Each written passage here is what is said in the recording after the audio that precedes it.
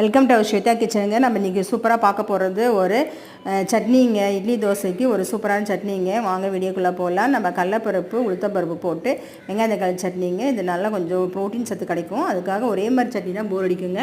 அதனால் நம்ம வந்துட்டு கடலப்பருப்பு 2 ஸ்பூன் போட்டு வறுத்து எடுத்துக்கிறோம். அதுக்கப்புறம் உளுத்தம்பருப்பு 1 ஸ்பூன் போட்டு வறுத்து எடுத்துக்கிறோம். 4 வெங்காயம் வந்துட்டு அரிஞ்சு வச்சுருக்கேன். 4 காஞ்ச மிளகாய் போட்டுட்டு வெங்காயத்தை போட்டு தாளிச்சிக்கிறோம். 4 இஞ்சி பீஸு, 4 பூண்டு, அப்புறம் தக்காளி வந்து 2 தக்காளி அரிஞ்சு வச்சுருக்கேன். அதையே போட்டு வதக்கிடலாங்க.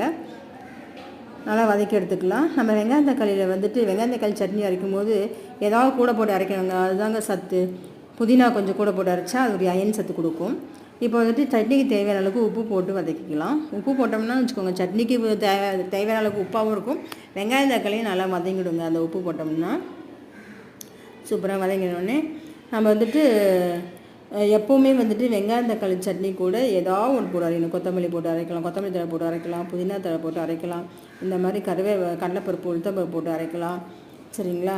இப்போ பச்சை மிளகாய் வந்துட்டு நல்லா ஃப்ளேவர் கொடுக்கும், டேஸ்ட்டும் நம்ம டிஃப்ரெண்ட்டாக இருக்கும். அதுக்காக தான் இப்போ வதங்கின பிற்பாடு நம்ம உளுத்தம்பருப்பும் கடலைப்பருப்பும் கூட போட்டு ஒரு மரத்துக்கு வதக்கிட்டு நம்ம சட்னியை வந்துட்டு அரைச்சிக்க வேண்டியது தாங்க. மிக்சியில் போட்டு அரைச்சி தாளிப்பு கொடுத்துடலாம். இந்த வெங்காய தக்காளி சட்னி இட்லி தோசை மட்டும் கிடையாதுங்க, சப்பாத்திக்கும் தொட்டுக்கலாம், பூரிக்கு தொட்டுக்கலாம். இதே மாதிரி இந்த மெத்தடில் நீங்கள் இது மாதிரி வதக்கி அரைச்சி பாருங்கள். செம்ம டேஸ்ட்டாக இருக்குங்க. சாப்பிட்றதுக்கு செம்ம டேஸ்ட்டாக இருக்கும். நீங்களும் இதே மாதிரி செஞ்சு பாருங்கள்.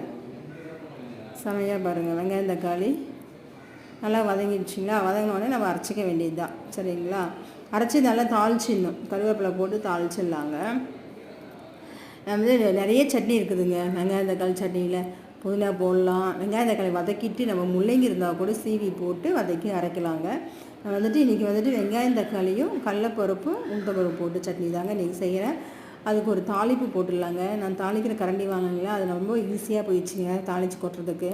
கருவேப்பிலை போட்டு ஒரு காஞ்ச மிளகாய் போட்டு நம்ம சட்னியில் தாளித்து கொட்டிக்க வேண்டியது தாங்க. கொட்டிட்டு நம்ம இட்லி தோசையும் சாப்பிட்டுட்டா செமையாக இருக்குங்க.